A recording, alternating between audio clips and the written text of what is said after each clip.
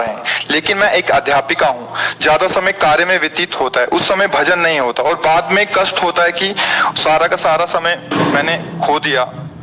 कृपया मार्गदर्शन करें महाराज जी। इसका प्रश्न,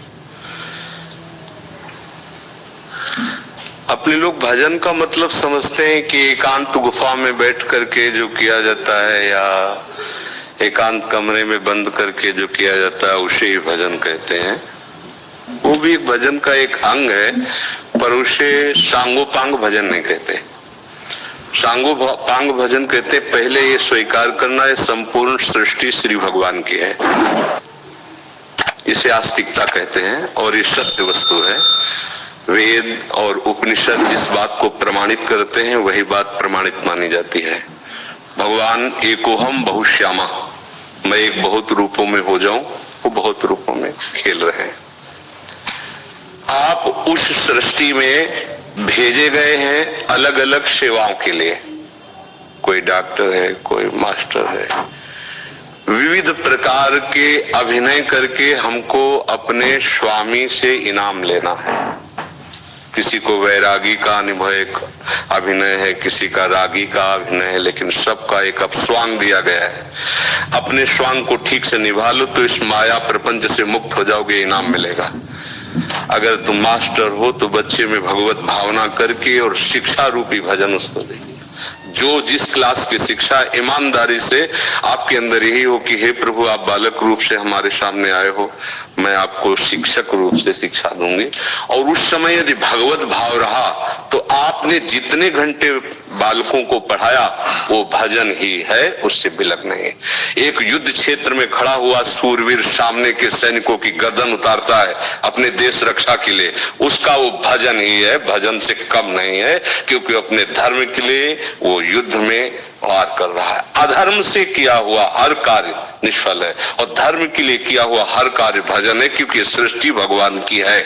अगर एक केवल मान लिया जाएगा कि माला चलाना इतना ही भजन है तो वो भजन के स्वरूप को नहीं जानता है।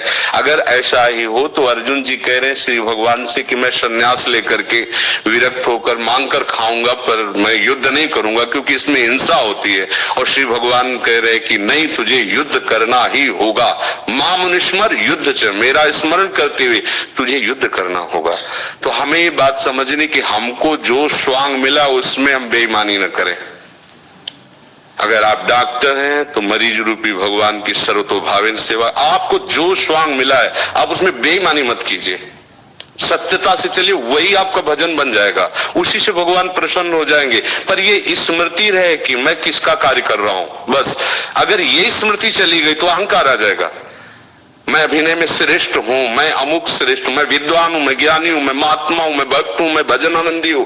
किसी भी बात का अभिमान आ जाना उपासना की वृत्ति का नाश हो जाना है। एक छोटा सा भी कार्य आपको भगवत प्राप्ति करा सकता है, उस कार्य का उद्देश्य बदल जाए। बस हम समझते हैं माला जपना ही केवल भजन। बात सुन, एक आदमी बहुत हिंसा प्रवृत्ति का था, चोर था और हिंसा में उसको सुख मिलता था। जैसे अलग अलग, वो इतना तमोगुणी था, जब किसी को काटता और तड़पता तो उसे सुख मिलता था। सैकड़ों हजारों को ऐसे काटता था। एक दिन एक महात्मा उसकी मार्ग से जा रहे थे, मिल गए, उसने उनको भी वैसे ही प्रताड़ित करना चाहा। तो भगवत प्राप्त महात्मा थे, उन्होंने कहा कि बच्चा, इससे तुमको क्या मिलता है? तो संतों के दर्शन से, संभाषण से अंतःकरण की मलिनता का नाश होता है। यदि अभिमान त्याग कर संतों के पास जाया जाए तो एक एक कदम यज्ञ के समान होता है। संत दरस को चालिए तज माया अभिमान। जो भगवान में वास्तविक रमण करने वाले महापुरुष हैं, उनका प्रभाव होता है। उस पापात्मा जीव की हिम्मत नहीं हो रही थी उनकी तरफ देखने की। उनका बेटा तुम ये सब क्यों करते हो? उनका सुख के लिए करता हूं, संपत्ति छीनता हूं, मारता हूं। ऐसे बोले, अभी तुम सुख की पहचान ही नहीं जानते हो, किसे सुख कहते हैं? तो उनका फिर मुझे बताइए आप सुख किसे कहते हैं?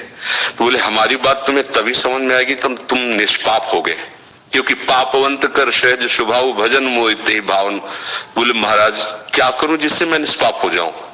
तो उनका हमारे भारत में पवित्र देश है, उनमें आप भ्रमण करो, अवगाहन करो, तुम पवित्र हो जाओगे। निष्पाप करने के लिए हमारे बहुत से तीर्थ हैं भारत में, तीर्थपाद प्रभु ने उनको प्रकट किया है। तो महाराज हम कब जानेंगे पवित्र हो गए? तो सिद्ध महापुरुष थे, उन्होंने एक शुष्क लकड़ी दी, सूखी हुई लकड़ी दी, कहा इसे ले जाओ और जब ये हरी होने लगे, इसमें किनगा आने लगे, तो तुम समझ लेना तुम निष्पाप हो गए। चला गुरु को प्रणाम करके 10 किलोमीटर चला होगा, शाम हुई, एक वृक्ष बड़ा था, उसके नीचे रुका। गांव में रहने का स्वभाव उसका नहीं था, और उसमें 4-5 चोर बैठे हुए थे, और वो नीचे जड़ में ऐसे जाके बैठ गया। रात्रि व्यतीत हो तो तीर्थयाटन को जाएंगे। वो ऊपर प्लान बना रहे थे कि इन गांव वालों ने मुझे बहुत सताया है, आज रात्रि में 12 बजे चारों तरफ से आग लगा देंगे और अस्त्र शस्त्र ले जो भागेगा मारेंगे, पूरे गांव को आज नष्ट करेंगे। उसके कान में पड़ी बात, उसने कहा कि तीर्थ यात्रा तो जा ही रहे हैं, अगर इन जो 4 हैं 5 हैं इनको अगर मार देते हैं तो जा ही तो रहे हैं तीर्थ यात्रा में, पूरा गांव बच जाएगा। ये पूरे गांव को मारना चाहते, पशु पक्षी है, बहुत से जीव है। तो उसने कहा भैया तुम्हारे गुरु हम हैं, तुम 4-5 मिलकर मारते हो, हमने अकेले न जाने कितनों को मारा है, आओ हम तुम्हें सलाह बताते हैं कैसे पूरे गांव को नष्ट करना है। तो चारों कूद थोड़ी पड़ेंगे, एक ही एक आएगा। चारों को हम मार दिया। सोचा अब यहाँ हिंसा हो गई, नहीं रुकेंगे। लकड़ी उठाई तो हरी हो गई। उनका गुरुजी ने कहा था जहां हरी हो जाए वापस चला गया। वहां गया संत भगवान को, संत ने कहा हम जानते थे कि तुम ऐसे स्वभाव वाले हो कि तुम्हें तीर्थ यात्रा सुहाएगी नहीं, वापस आ गए। तो उनका भगवान आपकी आज्ञा पर, आपने कहा था हरी हो, देखो हरी हो गई। बोले कौन से तीर्थ में? बोले तीर्थ नहीं किया, 4 को और मार दिया है। बोले बताइए कैसे?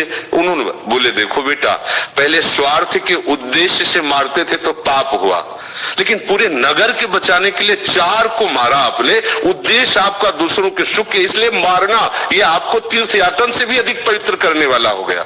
क्रिया वही, उद्देश्य परिवर्तन, फल का परिवर्तन।